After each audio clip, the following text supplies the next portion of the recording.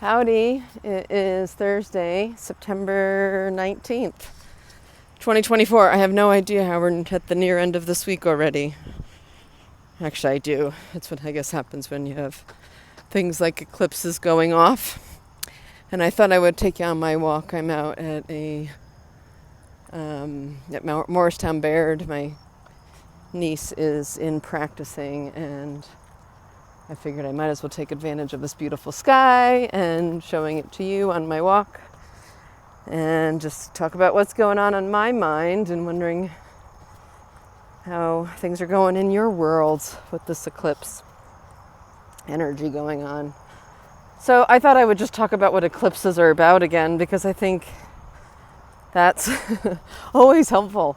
Eclipses are here to make adjustments in our life, and so they tend to result in change, pivots, sudden events, fated experiences. We have North Node eclipses, which, whatever those events are, they're trying to help move us towards our destiny, those fated events and fated meetings. And the South Node eclipses are there to help us release what no longer serves us, things that, are getting in the way of us reaching our destiny. And so these 2 weeks, really 4 weeks within this, what I would call sort of eclipse portal, is much more intense, because usually there's one that's on a full moon and then the next one is on a new moon, or vice versa, depending on how they land. Excuse me. And for me, on any full moon, the 3 days leading up are always intense. I feel them usually the 3 days before the actual full moon is where the intensity is. It affects my sleep. My moods are more shifty. And yeah, so there's that. And then as we now are moving towards the new moon is when we're getting ready to plant new beginnings usually. We don't really want to do that as much so in eclipse season because the energy is more unstable. But it's quieter. It tends to be quieter in the sense of that full moon energy is waning. So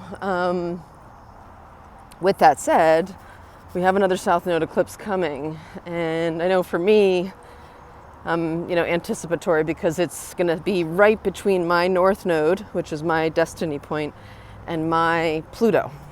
And for any of you that were born in 77, 78, that time frame, we will feel that with the nodes in particular, because the nodes was right there, when we were, born. They were in this Libra, Aries axis, the opposite way though. Right now we're dealing with South Node eclipses. This was our North Node. So it's like we're looking at ourselves from the opposite view almost. But for a lot of people that were born in the 70s, Pluto was in the teens, somewhere, between, let's call it 5 degrees, 15 degrees is where it's going to be most potent, those of us that have it. If you have your Pluto near 10 degrees, there's probably those of you that were born 75, 74, 75-ish, if I had to guess. This is going to be landing there, and it's about releasing something. And when it comes to Pluto, it's something deep within us. It can be, things that Pluto can represent a lot of different things. It can be something obsessive. It can be something where we need to heal, some truth that's been buried low and it needs to come up finally to the light. I would say it generally represents death and rebirth, so with Pluto, we can see death. Sometimes it's in the other side though, because, when it's a death of a person, it's not necessarily something right on your Pluto. It could be opposing. Usually oppositions are more indicative of when another is involved. And I don't like to talk too much about that because there's no way I would want anyone worrying they're going to lose somebody in their life. But we are letting go of something in our life that is trying to have us move on. And that's not fun. It's difficult because this is in the sign of Libra. And so it tends to be relationships. And it has to do with, relationships shift and change. and they have different chapters, and sometimes those chapters come to a full stop, and sometimes those chapters are, you know, the break for a while, and then there's a return at some other point. So I'm bringing that up because I think that's one of the hardest things for a lot of humans to do, is deal with that kind of dynamic in our relationships, especially if these are older relationships that have been in our life for a long time. So I thought I'd mention that because that's something I'm really navigating, and I have been for a while, but it's feeling more potent right now in that I need to choose. I need to choose my way, the way that I want to go forward, and then be really mindful of just who I'm allowing in my internal world and space, or who I'm having more frequent conversations or contact with. Because if our futures aren't aligned, it actually is pretty detrimental. And when I say aligned, it doesn't mean that we're all going to the same place, but fundamentally you're on the same page or not with things. And of course we're in a time, you know, here at least in the United States, that is wrought with like me versus you right now, us versus them, when we're in these election seasons. And this is a particularly loud one because we're going to have Pluto moving out of Capricorn within a couple weeks of the election. So when anything's at the 29th degree, which Pluto is in Capricorn. So Capricorns, people with Capricorn placements are probably really feeling this. They've been feeling it. And I'm sure they're just like ready for Pluto to move the hell out of Capricorn. But it's kind of like the last hurrah. And so it's like wherever you really haven't released or told the truth about something, it's really pushing for you to do it now. And it's going to pull things out of your life for you to face it. And I feel that for myself. I feel that for people around me. I feel that for clients. I'm doing these readings for people for the eclipses. If you're interested, I'm just charging $33 for essentially a 20-minute reading. It tends to be a little longer because I see all kinds of things and I can't help myself. But it's in specific relation to what these eclipses are trying to open up for someone. So I thought I would mention that's the nature of this time. And for me, in addition, like where this stuff sits is up kind of near my career point. And my career trajectory has been shifting for the last few years. For those of you that don't know me, I have kind of worked in the healing realm for 20-something years. I had my own private practice, or have been working as an acupuncturist since 2013, or well, 2014 is when I had a practice, but and started practicing formally with a license. So it's been 10 years that I've been doing that, or was. Last year I made the decision to put a pause on that. I was feeling very burnt out. I've had multiple experiences of burnout in my life, because I'm a projector in human design. And I didn't learn that until I think 2019. And when I learned that, it was like all the bells went off, and it made so much more sense for why I couldn't keep up in the ways that my fellow friends and family members were keeping up. This world is made for generators and manifesting generators. And manifestors even. Manifestors, they're a small group of people on the planet right now, but that group of people is really here to work on themselves in this lifetime. And then there's projectors and reflectors that are here to work on the collective. And between us two, I mean, reflectors are a very little group. They're only 1% of the population. Projectors are about 20%. And everybody else, manifestors are 8%, so they are a small group, but they do operate similarly in the sense that they are here to work on themselves and learn a lot about themselves in this lifetime. That's very confusing for the people that are not here to do that, because, you know, our world has been constructed for generators, and generators are here to respond. They've got the Energizer battery going, what we call a sacred or sacral energy center, fixed energy center. Projectors do not have that. So we have the propensity to burn out. And so we are not here to work in the same ways that other people are here to work. But it's very confronting when you're living in a society that is driven the way that it is. And I was driving here with my niece, and she's also a projector. We're the only two in our family that are projectors. My mother potentially, but we don't know her birth time to know for sure. But we are different. We are definitely different individuals in the sense that we have sensitivities that are different than other people. We have a focus that's different. We want to operate the way that we want to operate, and you know, sometimes we need to be with a variety of different people, always one-on-one, but like we're just a different thing. And we got into a conversation because I said, I don't know if you know about this. So I started sharing this with her, and she goes, yep, that's me. And I was so excited for her to be able to recognize that in her at 10, you know, and really, actually, is she 11? I might even be off, but regardless, young. It took me until my 40s and to know this about myself. So to be able to know this as someone at that age, and maybe learn properly how you're meant to kind of operate and work with people, is really so important.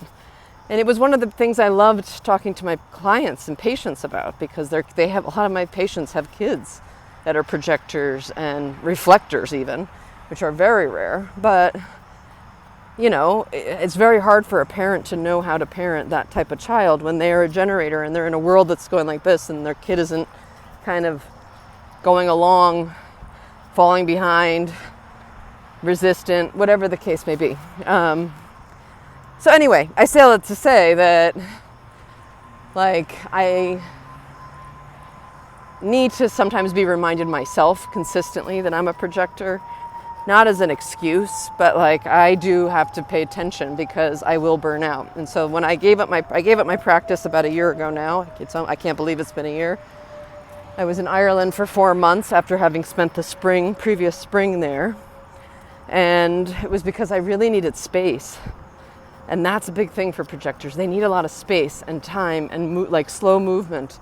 We're the types that need to get in bed almost an hour before we're ready to go to bed, or we won't necessarily wind down.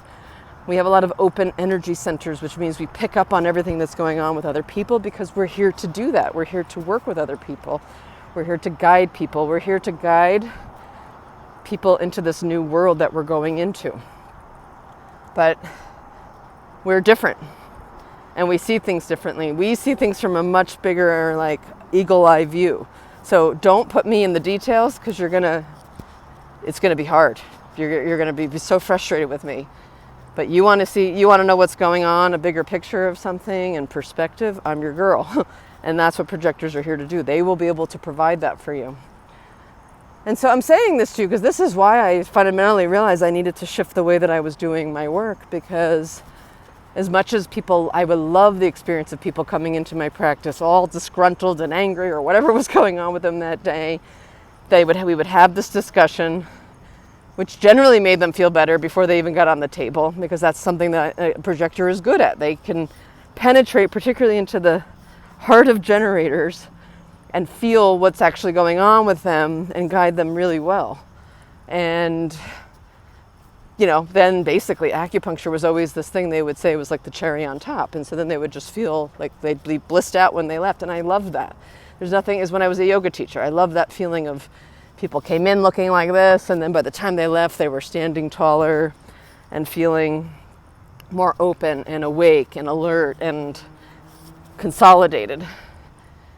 But what I realize is if people don't know their own makeup and what they're here to do and their function as a soul on this planet, and they go back into the world, all that stuff is going to get, sort of disgruntled again rather quickly. And so it felt futile to me, at one level. It absolutely was it's been the most amazing journey for me to go to school and learn all of this. I had wanted to do it for the 10 years before I actually went to school. So it was like a 20-year process for me to get to this point. But we are living in a time where we are literally like shifting realms and time and space, and like everything is going to be like a lot is going to be revealed to us over these years, particularly between now and 2027. A lot, because we're meant to be raising our consciousness levels. And you need projectors to help you do it, because for everybody else, they're just used to, I just work, I just respond, I just react. That's what a generator is great at doing. They're the workhorses. But we need people to make sure that are helping guide them to move that along into more conscious space, more into what is this future about? What are we really here? How are we here to evolve ourselves? How are we here to evolve this planet of people and our interdependence on the earth itself and the other people that exist here and the animals? Like, what is our relationship to that? And we've gotten so far from it that it's why we are suffering from like such illness, mental health, physical health, emotional health, and spiritual health. It's probably got to be at an all-time low right now. Our places of worship are not places that many people feel they can trust or they respect anymore because of all kinds of histories and abuse and, just even the dogma, like all of that stuff doesn't make sense to people anymore. So where that people would go there for guidance, people don't have respect for that anymore. Our governments, we're seeing through the illusion of what has been going on now for a long time behind that curtain, and it's time for us to start really like calling it out. And because if we don't call it out and name it what it is, there's no possibility of reframing it and moving it into a new existence. And I don't actually see us being able to take what is, or a lot of what is, and shifting it because of those that are engaged in those worlds. And I don't, unless they also have this raising consciousness, which is my only hopes, it's going to be difficult. So it's really a time of creation and creating new models. And I feel like that's what my role is here, is to not only be a creator, but to help others be creators, to help them open up to other possibilities and perspectives, and tune into what does feel right, what makes you light up. I had this experience over the last few weeks of someone who was maybe going to work with me in a one-on-one mentorship capacity. We've actually worked together in other capacities. They've worked, but they were a patient. They've went through my orientation program. They went through my Chiron program. Anyway, we get to this point, and so we were basically kind of creating something on the fly. And there ended up being this sort of push and pull going on between us. And I felt it a little bit at first, but it wasn't something that felt like, oh, okay, this is maybe not something that we're supposed to be doing. But today I got another email from this person who, was kind of just questioning certain things, and I just got this feeling I was starting to feel confined. And I realized that time in Ireland, that time creating this, the time that I worked with my own mentor, it was all about me realizing how much space I need to have around me, and I can't feel confined. If I feel confined, I'm not going to be able to provide for myself or anyone else. And I could feel that was starting to go on in this dynamic. And so I just had to write back and say, you know what, I think we need to put a pause on this. Something's not feeling right. And that honestly makes a lot of sense to me right now while we're in the middle of eclipses. And we got Pluto on the back end doing what it's doing.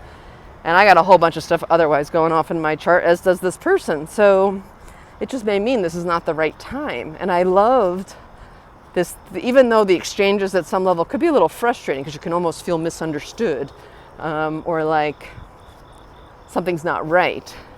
But when we can actually just slow that down, and the two of us just kept giving each other grace and space to feel into what was right, and I really got today, oh no, this is the flag, so to speak, saying, no, this isn't the right time, or this is not the right container to work with this person.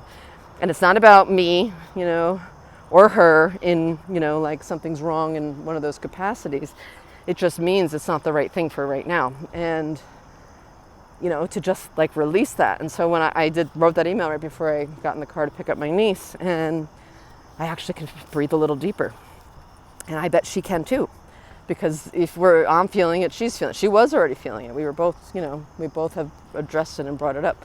So, anyways, I wanted to kind of put that out there that, well, stuff is moving and it's moving rather quickly, especially in eclipse season. Things can be rather sudden, and we can have sudden epiphanies, we can have sudden change. This is the time you want to be mindful of your surroundings and what's going on around you, because, people might not be paying attention or unstable.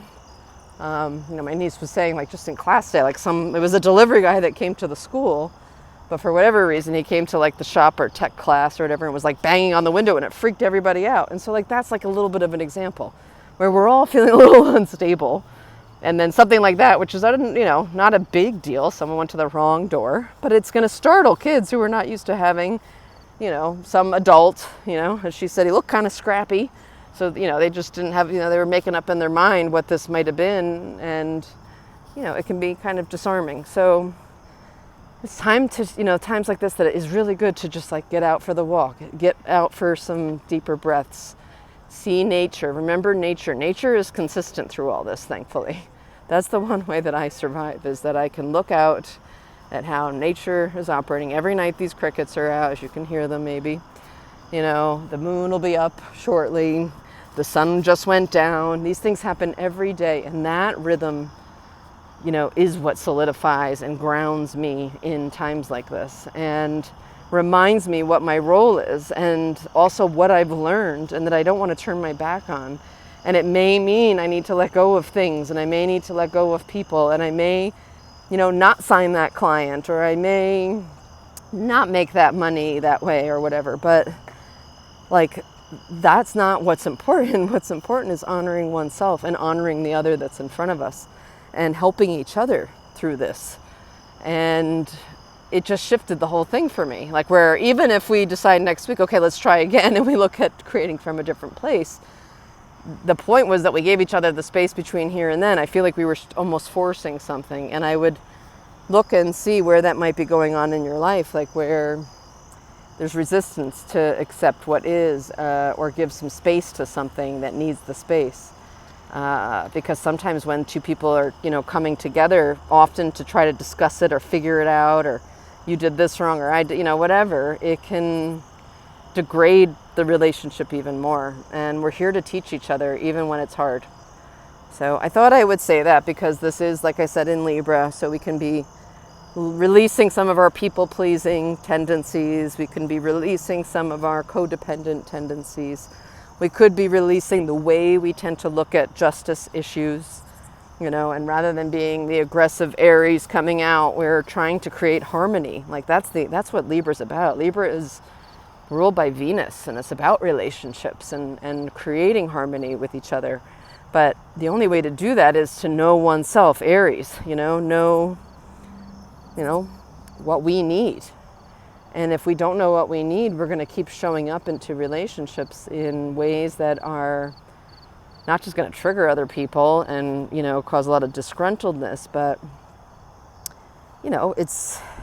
I really hear the word degrading. Like, that's the thing that I kept sensing into for myself, because I was sensing this with a particular relationship in my life, that it's like degrading, like, like as if someone's scraping stuff away from us, and it's not helpful for healing. And so sometimes you just got to say, let's just take the space. So I just wanted to say that. And, some of you may, like I've said in other videos, like I have taken space from a lot of people in my life, because of the things that I'm kind of working on and I need space for. And I don't really have capacity to hear other people's opinions about them. Because I know what I'm here to do, and I know that I'm on a mission that is bigger than me and will be beyond my life. I don't have any. I'm here to change the world, but the world's going to change when I'm gone. I don't know that it's all going to happen while I'm still here. And so I'm not here to meet the status quo. I'm here to question everything. And my niece is an Aquarius. And she's also, so it means she's, she's got a lot of Uranian energy. I've got Uranus on my midheaven, which is, my career point and my mission, my public mission. So it's about being the rebel and like, I'm going to do things my own way. And I know people aren't going to like it, but it's because it's for freedom and liberation, whether that's for myself or others. I don't have the experience of a lot of other people showing me that way. And so I've decided, like, when I got the news I was a projector, it made sense. Like, why I have always felt the way that I have, and why I would burn out, and I never could imagine how I was ever going to get the work done in this lifetime that I wanted to get done, because I didn't think I'd have the energy for it. And now I understand why, because that's my role is to do that, but not in the way that I thought. And so I have to be particularly careful of who I surround myself with, and how I do my work, because boundaries are still something I'm learning. I'm not amazing at them. I'm getting better.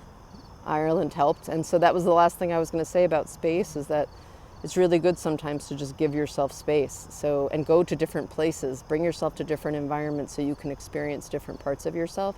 And you can also experience how other people who don't know you are responding to you, because it's interesting how, when you're not constantly getting that reinforcement of, some part of you from family members or friends or coworkers or whatever, that you can actually get an opportunity to see these other aspects of yourself that maybe you've not given enough breathing room and space to show up. So I thought I would just give that little message for this eclipse time. I want to say that I'm sorry for any of you that are dealing with some really hard times and some really sad times. I really have been really challenging. I know it's not easy, and I think we've got a lot more challenging times ahead. So I think of this as this time of like really getting resilient with ourselves and trying to get our lives in order so that we can show up for ourselves, so that we can show up for this world in the way that it is asking us to be there for its transformation. Okay, sending you love. I hope you're doing all right. I'll put it on here, but like during this portal, I may just continue to offer these eclipse readings. So if you're interested, reach out. I would love to give you a little reading. It is lovely for me to keep getting because I'm not in private practice, which the nice thing that was great about private practice is I always felt I had a finger on the dial of what was going on with people. And so now it's through astrology readings. So please, by all means, reach out if you are curious. Okay? Enjoy your night.